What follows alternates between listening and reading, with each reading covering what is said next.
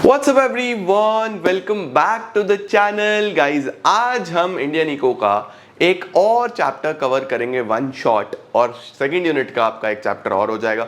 बस फिर 2 चैप्टर्स बचेंगे। कोशिश करूंगा इसी वीक में करा दूं वो भी, और आपका क्विकली सिलेबस इंडियन इको का समाप्त हो जाए। तो चलिए जल्दी से शुरू करते हैं आज और देखते हैं कि इस शानदार एनवायरमेंट एंड सस्टेनेबल डेवलपमेंट में हमें क्या क्या पढ़ना है। Let's begin.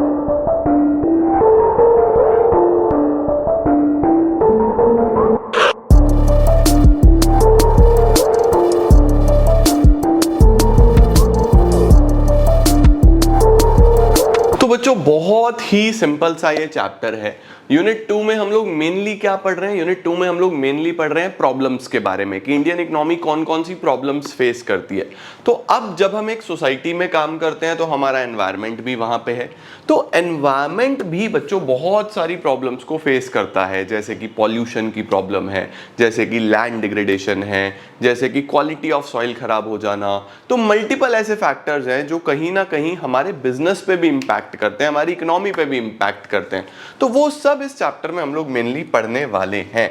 तो सबसे पहले हमारे पास आ जाता है, ये तो इंट्रोडक्शन है, इसकी कोई जरूरत नहीं है, मेनली यहां से है। देखो, meaning, functions, role of environment, क्या क्या मतलब है, क्या फंक्शंस हैं, क्या रोल है एनवायरनमेंट का, कौन कौन से चैलेंजेस हैं जो एनवायरमेंटल भारत फेस कर रहा है, और उनको हम कैसे बेटर बना सकते हैं ताकि सस्टेनेबल डेवलपमेंट हम देख सकें। सस्टेनेबल डेवलपमेंट का मतलब कि हम उन रिसोर्सेज को लॉन्गर ड्यूरेशंस तक यूज कर सकें, हम उन रिसोर्सेज को खुद भी यूज कर लें और हमारी आने वाली जनरेशंस भी उनको यूज कर सके। तो देखते हैं क्या क्या आता है। सबसे पहले आता है बच्चों एनवायरनमेंट का क्या मतलब होता है। तो बहुत सिंपल सी भाषा में हमारे आसपास जितने भी रिसोर्सेज हैं, प्लांट्स हैं, एनिमल्स हैं, वाटर बॉडीज हैं, एयर है, जो भी चीज़ें हमारे आसपास हैं वो सब हमारा एनवायरनमेंट है। तो हमारे प्लैनेट पे जो भी इनहेरेंटेंस है, जो हमारे आसपास चीज़ें आप देख रहे हो, वो सब एनवायरनमेंट का पार्ट है। तो देखो क्या लिखा हुआ है, environment is defined as the total planetary inheritance and totality of all the resources. ठीक हो गया बच्चों। अब एनवायरनमेंट क्या क्या करता है? सबसे पहला और सबसे इंपॉर्टेंट फंक्शन एनवायरनमेंट का है आपको रिसोर्सेज प्रोवाइड करना। The first function of environment is to provide resources.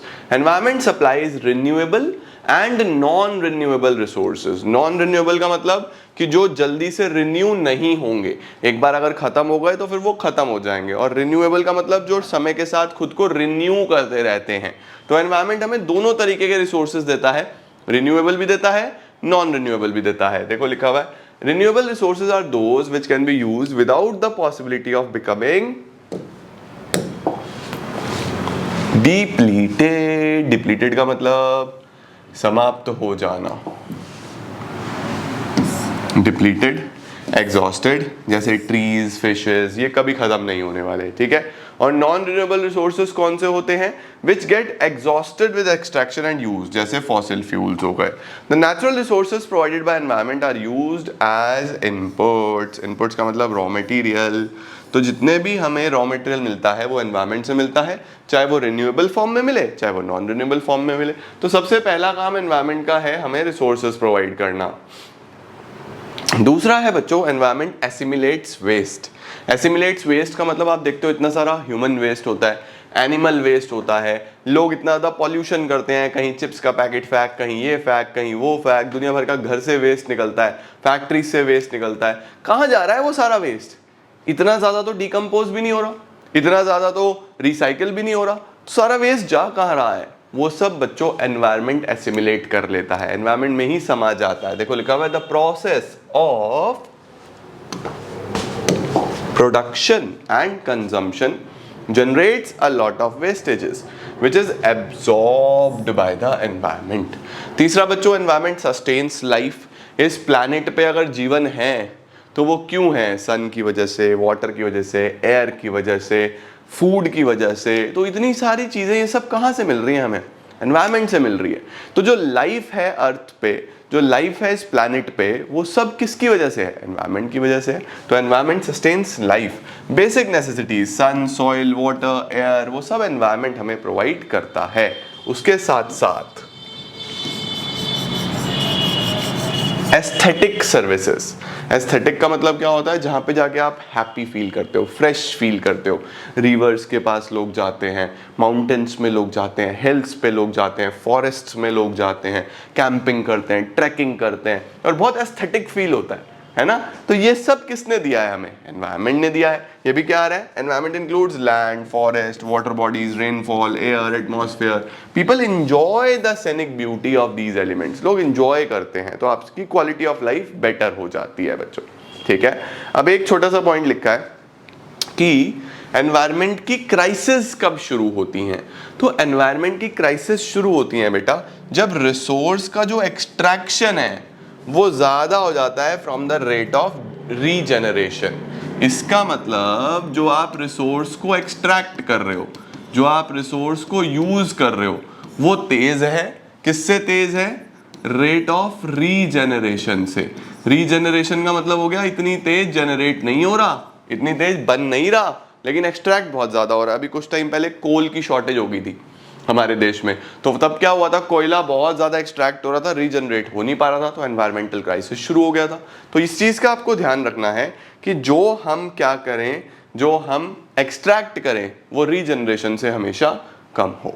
ठीक है बच्चों, ये आपको पता होना चाहिए। अब आ रहा है रीजंस फॉर एनवायरमेंटल क्राइसिस। ये सब क्राइसिस क्यों हो रही हैं? एनवायरमेंट इतनी सारी प्रॉब्लम्स क्यों फेस कर रहा है? सबसे पहली प्रॉब्लम है पॉपुलेशन एक्सप्लोजन। डिमांड बहुत ज्यादा है, जनसंख्या बहुत ज्यादा है। हमारे देश में इतनी ज्यादा पॉपुलेशन बढ़ती जा रही है कि डिमांड बढ़ती जा रही है, बढ़ती जा रही है, बढ़ती जा रही है। उस डिमांड को कैटर करने के लिए आप देख रहे हो पेड़ कट रहे हैं, जंगल कट रहे हैं पूरे के पूरे, और बड़े बड़े प्रोजेक्ट्स लग रहे हैं जी। यहाँ से हाईवे जाएगा, यहाँ से ब्रिज जाएगा, यहाँ पे पूरा शहर स्टैब्लिश होगा। तो अल्टीमेटली तो हम एनवायरनमेंट को खत्म करते जा रहे हैं, राइट? तो सबसे बड़ी प्रॉब्लम जो क्राइसिस की है वो यही है कि जनसंख्या बहुत है, पॉपुलेशन एक्सप्लोजन। उसके साथ साथ इंडस्ट्रियल रेवोल्यूशन, सब जगह इंडस्ट्रीज लगती जा रही है। ठीक है, intensive and extensive extraction of both renewable and non renewable resources. जो हमारा रिन्यूएबल और नॉन रिन्यूएबल रिसोर्सेज हैं वो बहुत ज्यादा एक्सट्रैक्ट हो रहे हैं। फिर से अभी मैंने पीछे बताया ना कि जो रेट ऑफ एक्सट्रैक्शन है, जो हम एक्सट्रैक्ट कर रहे हैं उसको नेचर में से, वो बहुत ज्यादा है, और जो रेट ऑफ रीजनरेशन है वो बहुत ही कम है। इसीलिए हमें ये सारी प्रॉब्लम्स फेस करनी पड़ रही हैं बच्चों। आगे क्या लिखा हुआ है? Due to this, huge amount of money spent on technology and research to explore new resources. उसके साथ साथ बच्चों क्या होता जा रहा है? बहुत सारे रिसोर्सेज एक्सटिंक्ट होते जा रहे हैं, एक्सटिंक्शन होता जा रहा है, और पॉपुलेशन भी बहुत तेजी से बढ़ रही है। उसके बाद हमारे बहुत पुअर एफिलेंट मतलब पुअर कंजम्पशन और पुअर प्रोडक्शन स्टैंडर्ड्स हैं। यानी कि हम कंजम्पशन भी उल्टे सीधे तरीके से करते हैं, प्रोडक्शन भी उल्टे सीधे तरीके से करते हैं, वेस्टेज बहुत ज़्यादा करते हैं। तो जिस रिसोर्स से for example 100 units of raw material से 200 यूनिट्स ऑफ फिनिश गुड बनना चाहिए, तो हमारे यहाँ 100 से 120 बन रहा है, बाकी वेस्ट हो रहा है। तो हमारे यहाँ पे प्रोडक्शन और कंजम्पशन स्टैंडर्ड्स दोनों ही बेकार हैं, ये लिखा हुआ है। उसके बाद development process has polluted the atmosphere. Pollution बहुत ज़्यादा होता जा रहा है, पूरा एटमॉस्फेयर, वाटर, एयर, ये सब पॉल्यूट होते जा रहे हैं। ठीक है, इसके बाद क्या है बच्चों? ग्लोबल एनवायरमेंटल इश्यूज हैं, जैसे ग्लोबल वार्मिंग हो गया, ओजोन डिप्लीशन हो गया। ये भी बहुत सारे ऐसे इश्यूज हैं जो वर्ल्ड वाइड, पूरे वर्ल्ड में प्रॉब्लम्स क्रिएट कर रहे हैं और एनवायरनमेंट को इससे इश्यूज फेस करने पड़ रहे हैं। ये बच्चों हमारे पास रीजंस फॉर एनवायरमेंटल क्राइसिस में आ जाता है। इसके बाद क्या है?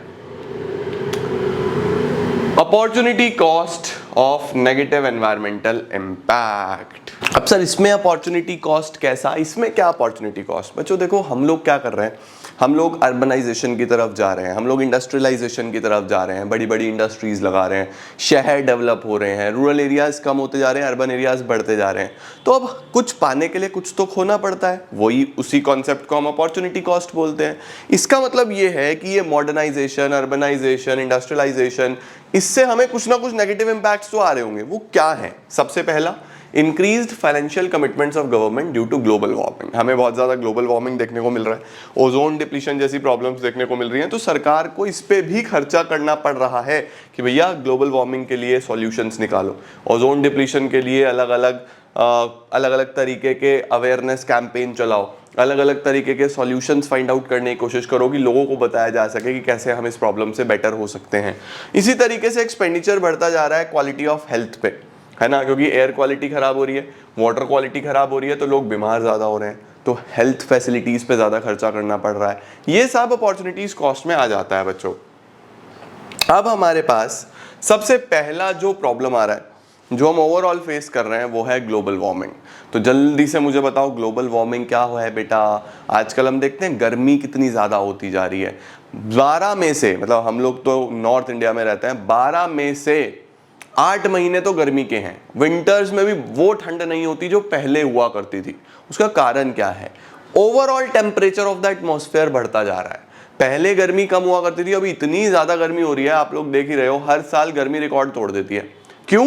क्योंकि पॉल्यूशन बहुत ज्यादा है, जनसंख्या, पॉपुलेशन बहुत ज्यादा है, व्हीकल्स में से दुनिया भर की स्मोक प्रोड्यूस हो रही है, दुनिया भर की हीट जनरेट हो रही है, हम लोग एयर कंडीशनर्स यूज कर रहे हैं, हम लोग रेफ्रिजरेटर्स यूज कर रहे हैं, उसमें से ऐसे सब्सटेंस प्रोड्यूस हो रहे हैं जो कि बहुत ज्यादा हीट जनरेट कर रहे हैं एनवायरमेंट में। तो ओवरऑल टेम्परेचर बढ़ता जा रहा है, उसी को हम लोग क्या बोल देते हैं? Global warming.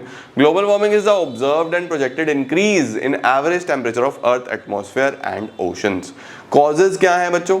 Green house gas concentrations का बढ़ना, ठीक है, water vapours, carbon dioxide, methane, ozone, इन सब गैसेस की वजह से बहुत ज़्यादा हीटअप होता जा रहा है हमारा एनवायरनमेंट, उसी को हम ग्लोबल वार्मिंग बोलते हैं। ये आपने छोटी क्लासेस में ही पढ़ा होता है बच्चों। मेन हार्मफुल इंपैक्ट्स क्या है ग्लोबल वार्मिंग के? आइस मेल्ट हो रही है, आइस मेल्ट होती जा रही है, तो उससे क्या हो रहा है? बहुत ज़्यादा फ्लड्स देखने को मिल रहे हैं, फ्रीक्वेंट बेसिस पे फ्लड्स रीजन वाइज देखने को मिलते हैं, नेचुरल डिजास्टर्स देखने को मिलते हैं, हरिकेन्स, अदर ट्रॉपिकल स्टॉर्म्स, यानी कि ये जो तूफान आ रहे हैं ये बहुत स्ट्रांग होते जा रहे हैं। उसके साथ साथ ट्रॉपिकल डिजीजेस जैसे कि मलेरिया, कॉलेरा, डेंगू, चिकनगुनिया, ये सब बेसिकली मच्छर से होती है। मच्छर कब होते हैं? जब पानी में इस तरीके की चीज़ें हों, तो ये बेसिकली डिजीजेस भी देखने को मिल रही हैं। इसके साथ साथ इफेक्ट ऑन एनिमल्स, एनिमल्स की बहुत सारी स्पीशीज़ हैं बच्चों जो शायद एक्सटिंक्ट हो जाएंगी आने वाले टाइम में, जैसे पोलर बियर्स वगैरह हो गए, अभी नहीं देखने को मिलते क्योंकि इनको चाहिए एक्सट्रीम आइस, स्नो चाहिए। अब स्नोफॉल हो नहीं रहा, बहुत ज़्यादा गर्मी होती जा रही है, तो ये लोग एक्सटिंक्ट हो जाएंगे। उसके बाद सीजन्स की अगर हम बात करें तो seasons, summers are getting usually longer. मैंने बताया ना आपको, समर्स बढ़ते जा रहे हैं और विंटर्स इतने ज़्यादा देखने को नहीं मिल रही। तो ये सबसे पहला इशू है जो कि है ग्लोबल वार्मिंग। इसके बाद आता है बच्चों ozone depletion. Sir ozone depletion क्या होता है? तो आपको पता होगा कि हमारे अर्थ को प्रोटेक्ट करने के लिए हमारे पास बाहर एक लेयर है जिसको हम ओजोन लेयर बोलते हैं। वो ओजोन लेयर हमें बच्चों बाहर से आने वाली अल्ट्रावायलेट रेज से प्रोटेक्ट करती है, यूवी रेज से प्रोटेक्ट करती है। अब उस ओजोन लेयर में क्या होता जा रहा है? वो डिप्लीट होती जा रही है। डिप्लीट क्यों होती जा रही है? Because of pollution, because of harmful substances, हम लोगों के उल्टे सीधे यूजेस की वजह से। तो देखो क्या लिखा हुआ है, ozone depletion refers to destruction of ozone in the ozone layer due to presence of chlorine. अब वो क्लोरीन कहां से आ रहा है? क्लोरोफ्लोरोकार्बन से, अदर फोर्सेस से। ये क्लोरोफ्लोरोकार्बन्स और ब्रोमोफ्लोरोकार्बन्स ये कहाँ हैं? ये बच्चों कूलिंग सब्सटेंसेस में होते हैं, जैसे रेफ्रिजरेटर्स में, एयर कंडीशनर्स में। अब वहां से निकलते हैं, वहां से निकलते हैं तो ये ओजोन को खराब करते हैं, ओजोन डिप्लीट करते हैं, हमारी ओजोन लेयर को डिस्ट्रॉय करते हैं। ठीक है, देखो क्या है। The problem of ozone depletion is caused by high levels of chlorine and bromine compounds in the stratosphere. The origin of these compounds is chlorofluorocarbons, जो cooling substances में मिलते हैं, AC में, रेफ्रिजरेटर्स में, ऑलरेडी बता दिया मैंने आपको। Aerosol propellants and bromofluorocarbons, halons, which is used in fire extinguishers. Fire extinguishers में मिलते हैं। तो ये बेसिकली बहुत ज़्यादा नुकसान हमें पहुंचा रहे हैं बच्चों। इसके बाद मेन इफेक्ट क्या है ओजोन डिप्लीशन से? क्या हो रहा है बच्चों? यूवी रेडिएशंस आ रही हैं, स्किन कैंसर देखने को मिल रहा है। उसके साथ साथ और बहुत सारे एक्वेटिक ऑर्गेनिजम्स को नुकसान होता जा रहा है, ठीक है ना। तो यूवी रेडिएशन से बहुत ज़्यादा इश्यूज हमें देखने को मिल रहे हैं। Then UV radiation also influence the growth of terrestrial plants. तो प्लांट्स पे इम्पैक्ट डाल रहे हैं, एनिमल्स पे इम्पैक्ट डल रहा है, ह्यूमंस पे इम्पैक्ट डल रहा है, तो ओवरऑल तो पूरे एनवायरनमेंट पे इम्पैक्ट डल रहा है ना। तो ये भी एक बहुत मेजर इशू है। स्टेट ऑफ इंडियाज एनवायरनमेंट, अगर हम इंडियाज एनवायरनमेंट की बात करें तो हमारे पास नेचुरल रिसोर्सेज बहुत सारे हैं, सोने की चिड़िया बोलते थे यार इंडिया को। उसके बाद एक्सप्लॉइटेशन भी हुआ, तब भी आज भी बहुत सारे हैं। तो देखो लिखा हुआ है India has abundant natural resources, rich quality of soil, hundreds of reverse, forest, mineral deposits, बहुत सारी चीजें हैं। ठीक है ना। देखो अगर हम इंडियन एनवायरनमेंट की बात करें तो तारीफ करते करते थक जाएंगे, लेकिन वो खत्म नहीं होगा। तो इंडियन एनवायरनमेंट की बात कर लें बच्चों, क्या क्या है इंडिया के पास। देखो ब्लैक सॉइल, डेक्कन प्लेटू का, जिसके अंदर कॉटन बहुत ज़्यादा होता है, तभी हम टेक्सटाइल इंडस्ट्रीज हमारे देश में बहुत अच्छे से देखते हैं। तो हमारे देश में टेक्सटाइल इंडस्ट्री, कपड़ा इतना आगे कैसे बढ़ गया, क्योंकि हमारा एनवायरनमेंट उस तरीके का सूटेबल है। एनवायरनमेंट ही नहीं होगा तो हम ग्रो ही नहीं कर पाएंगे। तो सबसे पहले हम बात करते हैं ब्लैक सॉइल की। उसके बाद the Indo Gangetic plain spread from Arabian sea to the bay of Bengal, one of the most fertile, intensively cultivated and densely populated regions of the world. तो हमारे पास देखो जो हमारे इंडो गैंगेटिक प्लेन्स हैं, बहुत सारी जनसंख्या वहाँ पे आपको देखने को मिलती है। उसके साथ साथ highly fertile lands, highly fertile lands, बहुत सारा प्रोडक्शन होता है। ऐसे ही थोड़ी ना हम एग्रीकल्चर में इतना आगे बढ़ गए हैं, हमारा एनवायरनमेंट उस चीज़ को प्रमोट करता है, राइट। आगे क्या दिया हुआ है, इंडिया के फॉरेस्ट अनइवनली डिस्ट्रीब्यूटेड है, लेकिन फिर भी मेजॉरिटी में ग्रीन कवर प्रोवाइड कर रहे हैं, सही है जी। उसके साथ साथ आयरन और कोल एंड नेचुरल गैस वो भी हमें पाई जाती है। तो टोटल आयरन ओर का क्या बोल रहा हूँ, टोटल आयरन ओर का 20%, वर्ल्ड का 20% भारत में ही पाया जाता है, एक ही देश में। तो तुम सोचो कितने ज़्यादा रिच इन रिसोर्सेज हुए हम, कितने फॉर्चुनेट हैं हम कि हमारा देश में इतनी सारी चीज़ें ऑलरेडी अवेलेबल है। इसके बाद बच्चों हमारे लिए क्या क्या चैलेंजेस हैं, ये इंपॉर्टेंट टॉपिक है, एग्जाम में ये आता है।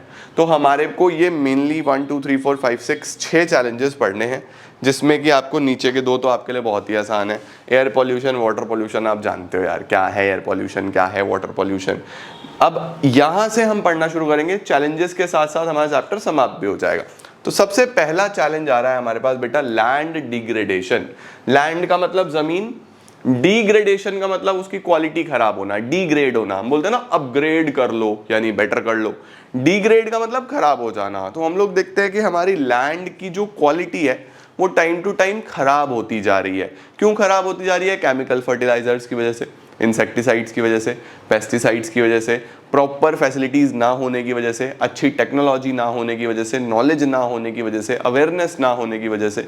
तो देयर आर मल्टीपल रीजंस जिस वजह से हमारी लैंड की ओवरऑल क्वालिटी डिग्रेड होती जा रही है। इसको बोलते हैं land degradation. Land degradation refers to decline in the overall quality of soil, water और vegetation condition commonly caused by human activities. अब देखो कॉजेज ऑफ लैंड डिग्रेडेशन, सबसे पहला क्या क्या कॉजेज हैं हमारे पास, काफी सारे कॉजेज लिखे हुए हैं।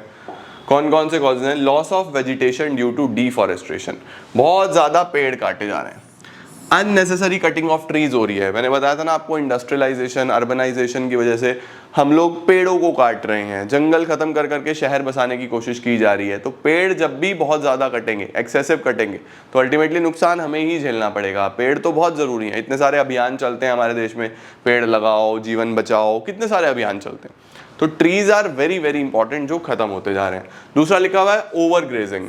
ओवर ग्रेजिंग का क्या मतलब होता है बच्चों, देखो ग्रेजिंग का मतलब होता है जो एनिमल्स आके घास चरते हैं, ठीक है। अब कई जगहों पे ये ओवर ग्रेजिंग होती जा रही है, मतलब आप ध्यान नहीं दे रहे, कॉन्टिन्यूसली एक ही जगह पे एनिमल्स को छोड़ा जा रहा है और वहां पे वो ओवर ग्रेजिंग कर देते हैं, तो जिस वजह से क्वालिटी ऑफ लैंड खराब हो जाती है। देखो क्या लिखा हुआ है, grazing of natural pastures and stocking intensities above the livestock carrying capacity। Carrying capacity का मतलब होता है प्रोडक्शन कैपेसिटी से ज्यादा, वही वाली बात है कि आप क्या करते जा रहे हो, उसको एक्सट्रैक्ट कर रहे हो, वो नहीं होना चाहिए। उसके बाद encroachment into forest lands, forest lands में जबरदस्ती घुस के शहर बसाने की कोशिश की जा रही है। उसके बाद non adoption of adequate soil conservation measures, soil को प्रोटेक्ट करने के लिए मेजर्स नहीं लिए जा रहे। हमारे पास बहुत सारी ऐसी मैंने देखे हैं यूट्यूब पे, मैंने देखे हैं इंस्टाग्राम पे, ऑर्गेनाइजेशंस हैं जो कई सारे अभियान चलाती हैं सॉइल को लेके। एक तो बहुत पॉपुलर है सेव सॉइल, अगर आपने सुना हो, ईशा फाउंडेशन का है शायद ये, सेव सॉइल बहुत अच्छा अभियान है, जमीन के ऊपर एनवायरनमेंट के लिए बहुत अच्छा काम है। उसके बाद unsustainable fuel wood and fodder extraction, हम लोग बहुत ज़्यादा एक्सट्रैक्ट कर रहे हैं फ्यूल वुड को, तो ये भी हमारा एक कारण है लैंड डिग्रेडेशन का। इसके बाद बच्चों हमारे पास डिफॉरेस्टेशन आ रहा है। डिफॉरेस्टेशन मैंने आपको बता ही दिया, जो कटिंग ऑफ ट्रीज होती है शहर लगाने के लिए, इंडस्ट्री लगाने के लिए, जो अननेसेसरी कटिंग ऑफ ट्रीज हो रही है या ओवर कटिंग ऑफ ट्रीज हो रही है उसको हम डिफॉरेस्टेशन बोलते हैं। क्या लिखा है? It is defined as large scale cutting down of trees for executing developmental projects. It involves permanent destruction of forest and woodlands where land is thereafter converted to a non-forest use. Simple है, ठीक है, perfect. Okay, तो इससे क्या क्या impact आते हैं बच्चों? बायोडाइवर्सिटी डिस्टर्ब होती है, वेजिटेशन खराब होता है, राइट। उसके साथ साथ नेचुरल हैबिटेट खराब होता है, फ्लोरा एंड फौना का, फ्लावर्स, ट्रीज, एनिमल्स सब परेशान है। तो इस तरीके से अननेसेसरी या बहुत ज़्यादा लेवल पे करना हमारे लिए डेंजरस है। उसके बाद large scale cutting led to an increase in the amount of green house gases. Carbon dioxide बढ़ जाएगा, पेड़ नहीं होंगे तो कार्बन डाइऑक्साइड बढ़ जाएगा, मीथेन बढ़ जाएगा, उससे हमें ही नुकसान होगा, हमें सांस लेने में दिक्कत होगी, क्योंकि हमें सबसे ज़्यादा ऑक्सीजन कहाँ से आती है? पेड़ों से आती है। पेड़ ही नहीं होंगे, जिएंगे कैसे? तो इसीलिए trees are very very important. इसके बाद बच्चों सॉइल इरोजन। सॉइल इरोजन का क्या मतलब होता है सर? सॉइल इरोजन का मतलब होता है जब सॉइल की अपर लेयर उड़ के चली जाती है। देखो सबसे फर्टाइल लेयर अपर लेयर होती है सॉइल की। अब अगर वो फ्लड्स की वजह से चली गई या बहुत ज़्यादा तूफान आया उसके साथ चली गई तो उसको हम सॉइल इरोजन बोल देते हैं। Soil erosion takes place when the surface soil is washed away through excessive rains और फ्लड्स। ठीक हो गया बच्चों। अब देखो अगर पेड़ लगे होते हैं ना तो पेड़ की जड़ों से अपर लेयर बहुत ज़्यादा रिजिड रहती है, वो कहीं जाती नहीं है, लेकिन अगर पेड़ ही नहीं होंगे तो पानी के साथ, तूफान के साथ वो अपर लेयर चली जाएगी। उसके बाद आता है बच्चों बायोडाइवर्सिटी लॉस। बायोडाइवर्सिटी लॉस का मतलब होता है कि हमारे इस कंट्री में सिर्फ इंसान ही नहीं है, या हमारे इस अर्थ पे सिर्फ इंसान ही नहीं है, और भी बहुत सारे स्पीशीज़ हैं जो एक बायोडाइवर्सिटी का पार्ट है, तो उनका भी लॉस होता है जब आप फॉरेस्ट को ख़त्म करते हो, एनवायरनमेंट को डिस्टर्ब करते हो। तो क्या आ रहा है? It refers to every living thing, plants, bacteria, animal, human, सबको नुकसान होता है बच्चों। वाटर पॉल्यूशन, एयर पॉल्यूशन अब आप जानते हो। वाटर पॉल्यूशन क्या है? जब फैक्ट्रीज से, जब कंपनीज से, जब प्रोडक्शन प्लांट से सारा का सारा वेस्ट पानी में डाल दिया जाता है, वाटर पॉल्यूशन। एयर पॉल्यूशन क्या है? जब हवा में स्मोक की वजह से, डस्ट पार्टिकल्स की वजह से, देखते हो दिल्ली में क्या हाल होता है, इतना ज़्यादा वहाँ पे सांस लेना मुश्किल हो जाता है, एयर क्वालिटी इतनी ख़राब हो चुकी है। तो एयर पॉल्यूशन, वाटर पॉल्यूशन, ये भी कुछ इश्यूज हैं। ठीक हो गया बच्चों, इजी है ये, इसमें कुछ नहीं है। अब एयर पॉल्यूशन को कैसे कंट्रोल किया जाए? लो जी, 8th क्लास से बच्चे से पूछा जाता है ये, एयर पॉल्यूशन को कैसे कंट्रोल किया जाए। तो भैया ये तो सब जानते हैं, बहुत बेसिक बेसिक चीज़ें, इसमें मुझे कुछ पढ़ाने को मेन है नहीं, वही सब चीज़ें आपने पढ़ी हुई हैं। तो कैसे किया जा सकता है? सबसे पहले प्रमोशन ऑफ पब्लिक ट्रांसपोर्ट। भैया अपने व्हीकल्स ना यूज़ करके पब्लिक ट्रांसपोर्ट यूज़ करो। अब एक बस में अगर 50 लोग बैठ के जा रहे हैं तो एक ही बस वो पॉल्यूट कर रही है एनवायरनमेंट को, 50 लोग अपनी अपनी गाड़ी में जाएंगे तो 50 गाड़ियाँ पॉल्यूट कर रही होंगी। तो इसीलिए पब्लिक ट्रांसपोर्ट यूज़ करो। उसके साथ साथ अच्छे फ्यूल्स यूज़ करो, CNG यूज़ करो पेट्रोल डीजल की जगह, LPG यूज़ करो घर के अंदर। उसके साथ अच्छी टेक्नोलॉजी यूज़ करो जिससे कम से कम ऐसे सब्सटेंसेस निकले एयर में जो एयर को पॉल्यूट करते हैं, वही सारी चीज़ें। ठीक हो गया बच्चों। अब आ रहा है हमारे पास लास्ट टॉपिक जो कि है sustainable development. Sir sustainable development किसको बोलते हैं? सस्टेनेबल डेवलपमेंट का मतलब है बच्चों डेवलपमेंट होना चाहिए और इस तरीके से हो कि रिसोर्सेज को हम भी यूज़ कर लें और हमारी आने वाली जनरेशन्स भी यूज़ कर लें। तो क्या लिखा है? Sustainable development refers to development process that meets the needs of present generation without compromising on the ability of the future generations। कि हम resources को यूज करें और हम इतना ना ओवर यूज कर दें कि वो खत्म ही हो जाए, आने वाली जनरेशन्स को मिले ही नहीं। तो ऐसे नहीं होना चाहिए, ठीक है। इसके बाद कैसे सस्टेनेबल डेवलपमेंट आप कर सकते हो? Number 1, restrict the use of renewable resources. तो रिन्यूएबल रिसोर्सेज का जो एक्सट्रैक्शन है, भले ही वो रिन्यू हो जाएंगे लेकिन फिर भी आपको उतना ही एक्सट्रैक्ट करना है जिसमें कि रेट ऑफ एक्सट्रैक्शन कम हो रेट ऑफ रीजनरेशन से। रेट ऑफ रीजनरेशन ज्यादा होना चाहिए, यानी प्रोडक्शन ज्यादा होना चाहिए, कंजम्पशन कम होना चाहिए, ताकि हमारे पास बचा रहे, वो रिसोर्स खत्म ना हो। सबसे पहली बात, तभी तो आपके पास सस्टेनेबल डेवलपमेंट होगा, बचा होगा तभी तो आने वाली जनरेशन उसको यूज करेगी। तो नंबर 1, यूज अच्छे से करो, रेस्ट्रिक्ट करो उसके यूज को।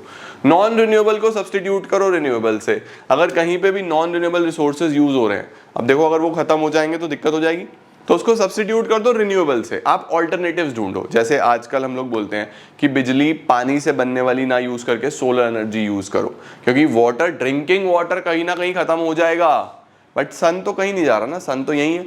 तो सोलर एनर्जी यूज करो, वो एक बेटर सोर्स है। तो क्या लिखा है, as non renewable resources are depleted, renewable substitutes must be developed, become input efficient. Input efficient का मतलब है बच्चों वेस्टेज कम से कम हो, आपका रॉ मटेरियल इतना अच्छे तरीके से यूज हो कि थोड़ा सा भी वेस्टेज ना हो। अगर वेस्टेज होगा तो दिक्कत आएगी। तो इनपुट एफिशिएंट बनना है, रिसोर्सेज को वेस्ट नहीं होने देना। उसके बाद कंट्रोल पॉल्यूशन, पॉल्यूशन को कंट्रोल करो ताकि हमारे एनवायरनमेंट के अंदर जो एब्जॉर्प्शन कैपेसिटी है, एब्जॉर्प्शन कैपेसिटी का मतलब होता है बच्चों कि कितना वेस्ट एनवायरनमेंट एब्जॉर्ब कर सकता है। अगर उससे ज़्यादा हो जाएगा तो फिर पॉल्यूशन हो जाएगा। तो जितना एब्जॉर्ब कर सकता है उससे कम ही वेस्ट होना चाहिए। अगर उससे ज़्यादा जाएगा तो दिक्कत हो जाएगी, ठीक है। तो कम से कम पॉल्यूशन हो। उसके साथ साथ control the growth of population. आपने देखा था कोविड में सारी चीज़ें ठीक हो गई थी, सब अपने अपने घर में बैठे थे, सारी नदियाँ क्लीन हो गई थी, एनवायरनमेंट क्लीन हो गया था, पॉल्यूशन क्लीन हो गया था, बिल्कुल सब एकदम साफ सुथरा हो गया था। तो अल्टीमेटली हर फसाद की जड़ तो ह्यूमन ही है ना। तो अगर अपने आप ही पॉपुलेशन कंट्रोल होगी तो चीज़ें सही रहेंगी, ठीक है। ये बच्चों हमारे पास सस्टेनेबल डेवलपमेंट में आ जाता है। इसके बाद हमारे पास कुछ स्ट्रैटेजीज आती हैं सस्टेनेबल डेवलपमेंट की, ये आपको पता होनी चाहिए, एग्जाम में पूछ लेता है। सबसे पहला, नॉन कन्वेंशनल सोर्सेज यूज करो। नॉन कन्वेंशनल का मतलब जैसे मैंने अभी आपको बताया ना कि सोलर एनर्जी यूज करो, विंड एनर्जी यूज करो। नॉन कन्वेंशनल जो इतने पुराने समय से नहीं चलती आ रही, अब नई डेवलप हुई है टेक्नोलॉजी के साथ, नॉन कन्वेंशनल यूज करो। क्लीनर फ्यूल्स यूज करो। क्लीनर फ्यूल्स का मतलब एलपीजी सीएनजी यूज करो, पेट्रोल डीजल मत यूज करो, ज्यादा पॉल्यूशन करते हैं। तो क्लीन फ्यूल यूज करोगे अच्छा रहेगा। उसके बाद मिनी हाइडल प्लांट सेटअप हो रहे हैं। मिनी हाइडल प्लांट से इलेक्ट्रिसिटी जनरेट होती है, वो अच्छे तरीके से लगे रहने चाहिए। और ट्रेडिशनल नॉलेज और प्रैक्टिसेस को यूज करो। बच्चों हमारा जो पुराना हिसाब किताब है, जो हमारी प्रीवियस जनरेशन्स हैं, वो बहुत ज़्यादा एनवायरनमेंट के टच में रहती थी। तो हमारे चाहे आयुर्वेदा हो ट्रीट करने के लिए किसी भी बीमारी को, या फिर हम लोग योगा कंसिडर करते हैं, या फिर हम जितनी भी ट्रेडिशनल प्रैक्टिसेस हैं, पेड़ों से कनेक्टेड रहना, पेड़ लगाना, राइट। तो हमारे जो पुरानी प्रैक्टिसेस हैं, ट्रेडिशनल प्रैक्टिसेस हैं, वो बहुत यूजफुल हो सकती हैं एनवायरनमेंट को बचाने के लिए। तो वही लिखा है, traditionally Indian people have been close to the environment, all practices relating to agriculture system, health care, housing, वो हमें यूज करने चाहिए, ठीक है। इसके बाद बायो कंपोस्ट को यूज करो। बायो कंपोस्ट का क्या मतलब होता है कि हम केमिकल फर्टिलाइजर्स नहीं यूज करेंगे, हम सारे के सारे नेचुरल फर्टिलाइजर्स, नेचुरली बनने वाले फर्टिलाइजर्स या नेचुरली बनने वाले इंसेक्टिसाइड्स, पेस्टिसाइड्स का यूज करेंगे, ताकि सॉइल क्वालिटी भी डेवलप्ड रहे और हम फूड भी हेल्दी खाएं। क्या लिखा है, the use of chemical fertilisers to increase the agriculture has not only affected the area of production but also contaminated the water bodies. तो हमें ये खत्म करना है। कंट्रोल ऑफ बायोपेस्ट, ठीक है। बायोपेस्ट का क्या मतलब हो गया हमारे पास, देखो जो ग्रीन रेवोल्यूशन आया था ना, आपको मैंने पढ़ाया, अब आपको पता है ग्रीन रेवोल्यूशन में केमिकल फर्टिलाइजर्स की बहुत जरूरत पड़ती थी। तो उससे क्या होता था, बहुत ज्यादा फूड प्रोडक्ट्स खराब होते थे और वाटर बॉडीज भी कंटामिनेट होती थी। तो हमें वो कम करना है। उसके साथ जितने भी अनसस्टेनेबल पैटर्न्स हैं, जितने भी अनसस्टेनेबल पैटर्न्स हैं कंजम्पशन के, प्रोडक्शन के, जिसकी वजह से आने वाली जनरेशन्स को प्रॉब्लम हो सकता है, उन सबको हमें खत्म करना है। हमें सस्टेनेबल डेवलपमेंट चाहिए, अनसस्टेनेबल नहीं चाहिए। With increasing purchasing power, wasteful consumption link to market driven consumerism, stress आ रहा है उससे रिसोर्सेज के ऊपर। देखो लिखा हुआ है, लोगों की परचेजिंग पावर बढ़ती जा रही है, उल्टा सीधा कंज्यूम करते हैं। क्योंकि देखो अब लोग ना, पहले लोग क्या करते थे, नीड्स को बाय करते थे कि हमें इसकी जरूरत है, अभी वांट को बाय करते हैं, मुझे बस चाहिए। भाई क्यों चाहिए तुम्हें, क्या जरूरत भी है या नहीं है, उससे मतलब नहीं है, बस चाहिए। तो ये हो रहा है। तो बहुत ज्यादा अनलिमिटेड कंज्यूमरिज्म हो रहा है, जिससे रिसोर्सेज का एक्सप्लॉइटेशन होता जा रहा है और हम काफी पीछे होते जा रहे हैं बच्चों। तो इन सबको सही करना है, अनसस्टेनेबल पैटर्न्स को खत्म करना है, बायोपेस्ट पे ध्यान देना है, बायो कंपोस्ट पे ध्यान देना है, उसके साथ साथ ट्रेडिशनल नॉलेज पे ध्यान देना है, मिनी हाइडल प्लांट्स डेवलप करने हैं ताकि इलेक्ट्रिसिटी बेटर सोर्सेज से डेवलप हो पाए, क्लीनर फ्यूल्स यूज करने हैं। तो ये सब बच्चों हमारा सस्टेनेबल डेवलपमेंट में आ जाता है। तो चैप्टर पूरा का पूरा एनवायरनमेंट से रिलेटेड है, बहुत ही सिंपल सा है। आई होप आपको क्लियर हो गया होगा। इसमें से यूजुअली पिक्चर बेस्ड क्वेश्चंस आते हैं कि एक पिक्चर देखो और फिर पहचानो कि क्या प्रॉब्लम है और उसके बारे में लिख दो, बस नॉर्मली ऐसा सवाल आता है। बट अभी मैं आपको सिलेबस पूरा करने के बाद सैंपल पेपर PYQs कराऊंगा, तो आप अपने आप बेटर हो जाओगे। ऑलराइट, आज के लिए इतना ही लेडीज एंड जेंटलमैन, चैप्टर समाप्त है। Thank you so much everyone for joining in. I'm gonna see you all super soon. Till then, see ya. Take care. Bye bye. Keep growing and keep glowing.